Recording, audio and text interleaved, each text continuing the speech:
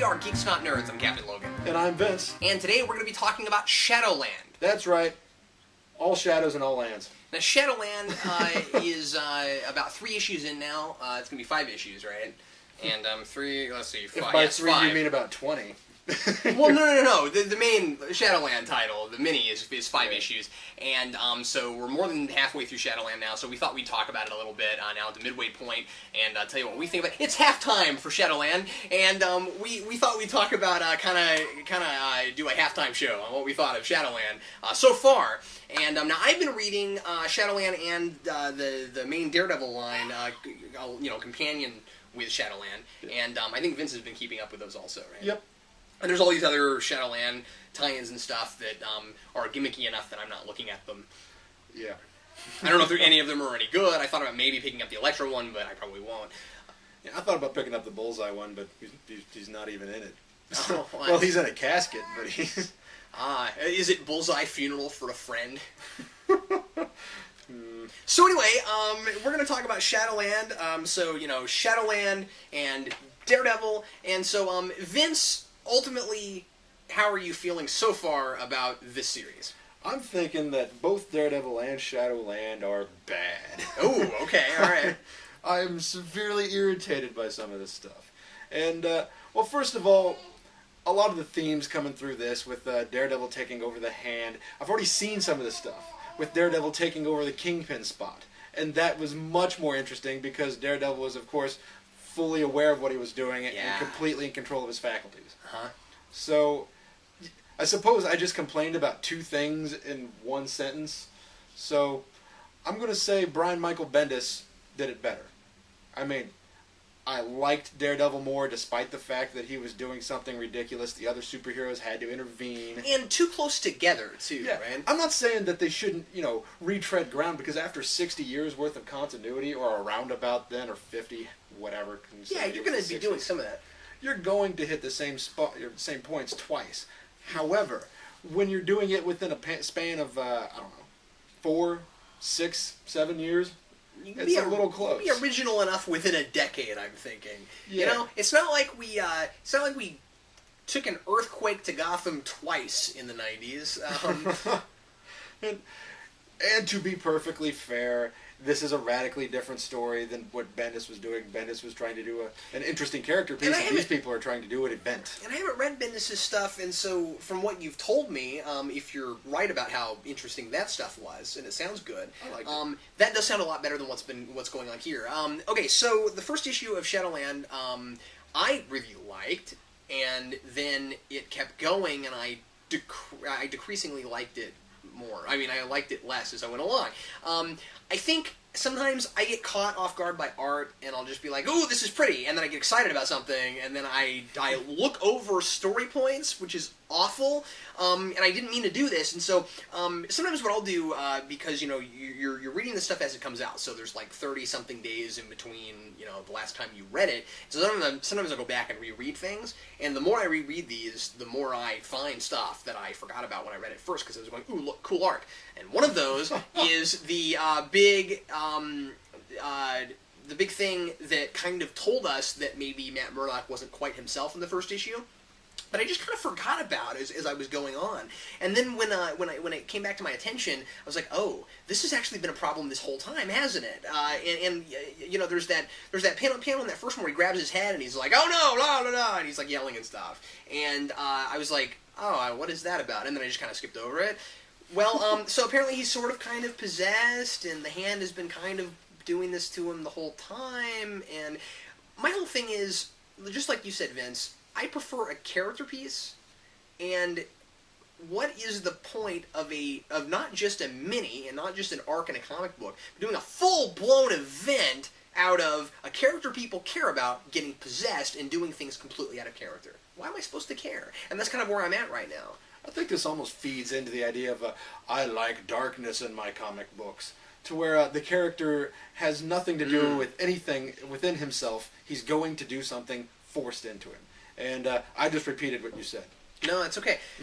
Because I'm also bugged. Well, I'm bugged by a couple big things just from an editing standpoint. Okay, one of them is, and I've said this already, I think, in another video, but why would Marvel make a big deal out of we're not going to do a giant event thing this year and then do this? Because they said that last year. They were like okay, or at the beginning of this year they're like we're not doing a big crossover event this time. What else is this? Okay, it's called Shadowland and it goes over other books. It's got its its banner, and then there's other things that have the banner, and there's a checklist. If you have a checklist, that's called a crossover event.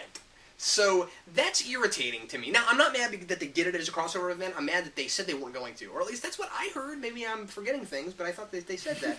And then the second really irritating editing thing is the fact that they're doing this at the same time as they're doing the Heroic Age. Now, the Heroic Age is, in my opinion, not an event. Some people are acting as if it is. I don't think it is an event. I think it's just, it's a banner that's going over some things, but it's not like a big giant story going through everything. I think it's a lot more of just, this is the tone we want to set for some of our comics right now.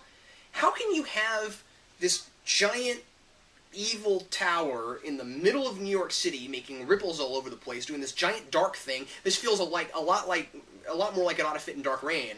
And then also have the Heroic Age at the same time. It's not, I'm just saying. I suppose maybe they wanted to end their Dark Reign thing and start up something completely different and still feed into the people who were liking that whole thing, that whole Dark Reign thing. It's overly simplistic, though, isn't it? Yeah. Where we have to be really dark, we have to be really lighthearted. I mean, what about just telling a story?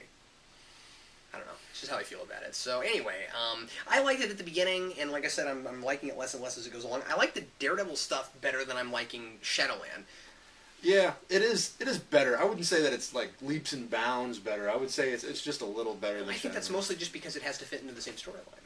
You know, the thing about an event is the actual event book, in my opinion, is rarely good. I mean, Darkest Night was Blackest Night was Blackest different, Night. yeah. Blackest Night was at least fun and funny. But this stuff, it's so boring. It's so dry. It's like it's just echoing what's happening in Daredevil. You know what I'm saying? Yeah. You'd probably pretty much just read this and be okay. In fact, I think just read Daredevil and be okay. In fact, I don't think Shadowland has a right to exist. I think it should be Daredevil. I think it should be going through a Daredevil. I mean, what Frank Miller did with Dark Knight Returns, it was in Batman. It's not like they had a separate Dark Knight Returns book. Granted, it's not an event, I know, but you can put an event inside of a series and sure, we will believe it. You could say Shadowland, Daredevil, and we don't need a separate book to retell us what we already know. Yeah. Or at least give us all the full points in Daredevil. So, one of the big complaints that I've got right now, besides just the fact that and really the big thing that I'm not liking is just that Matt Murdock is not Matt Murdock, so why am I supposed to care? He kills Bullseye in the first issue. They make a really big deal out of how crazy that is, and all the heroes are rallying against him. And then at the end of issue 3, spoilers, whatever. At the end of issue 3, then Daredevil's all like, "Oh, that was a bad idea. I'm with the Hand now. Let's just resurrect him. He'll be my first lieutenant or my best lieutenant or something." And I don't like that. You know what I mean? It feels very forced. You know, I don't mind that Daredevil would bring him back. I think that 2 issues later? No, I don't mind. Okay. I don't mind that he brings him back because, of course, Wolverine was killed by the Hand and then resurrected and used. But not much of a reveal that you kill him off when just a couple issues later you're going to bring him right back. I mean, that was such a cool panel, and then nope, never mind. They're not treating it right. What it should have been is the plan. They should have said, "I'm going to kill Bullseye because I know I can't control him without resurrecting him through the Hand." Mm-hmm. Essentially making him a zombie for the Hand. So all they had to do is at the end of that issue be like, "This was my plan the whole time." Yeah. I mean, I wouldn't have sat there and went, "Wow, this is really smart storytelling." Reason being is that it's not. Sorry, I thought that was funny. You were irritated about some Punisher stuff. Yeah. I mean, it's not a huge deal, because Frankencastle, does anybody really care? I mean, does anybody really like it? But he's human again, and there's no point for him to even really be in the story, so why? That's all I'm going to say is just why. He just showed up, and then he kind of left, and he was human, and yeah. I think it's because Andy Diggle the writer, may not be aware of the Marvel Universe at this time. I mean, we have Frankencastle doing all of its horrible, horrible stuff. And then we have the heroic age. You think that somebody at Marvel would be like, he's kind of a Frankenstein monster right now. And then Diggle's like, what? Wait, I don't read Marvel. What are you talking about? I like IDW.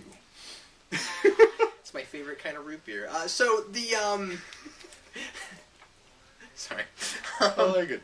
So anyway, I don't know. Bottom line for me is this should have just been in the Daredevil line, and I feel like they're milking it for all it's worth. And it's not the worst thing I've ever read. It's just not good enough for a giant crossover event. And I'm also disappointed because I got excited that if they were going to do a giant crossover event, it was going to be a Daredevil event that's never been done before. And I want it to be better. I'm hoping that maybe it gets better, but I'm not really trusting that. So. I got a question. Maybe I'm wrong. Hasn't Daredevil tried to kill Bullseye before? Yeah. That's what someone told me, too, because I haven't been in the Daredevil continuity for a while. So I jumped on this and liked it more than a lot of people who had been reading Daredevil, but, like... Because I remember somewhere there being a big deal that Daredevil let Bullseye fall off a roof or something like that to his death. I forget. And they echoed it in the movie. We should probably also mention, in ending this, that I think that they're just going to be adding insult to injury when this is over and they're making Black Panther Daredevil. That makes no sense. He has a country. He's running his country. T'Challa... And what does he have to do with Matt Murdock? He has king duties to perform, or whatever he is over there. And he has Black Panther duties. And there's all these important things with him being the king of the Black Panther and all of the mythos and all of the responsibilities and all that stuff that comes into There's just no reason to mess with all these different characters so much. I mean, I understand that some mantles make sense for other people to take up at different points. People are really liking Bucky, Captain America. This is not one of those cases. No. Well, what do you think? How do you feel about Shadowland? We kind of raked it over the coals a little bit. I'd love to hear from people who are really liking it and what you like about it. Leave your comments in the comments below. Also, let us know if there is something you'd like us to talk about later in the future. If you're ever in the Kansas City area, make sure you check out Pop Culture Comics on 87th Street. It's where I get my comics and my favorite place to shop. And thanks a lot for watching. I'm Captain Logan. And I'm Vince, reminding you to support your local comic book store. We'll see you next time.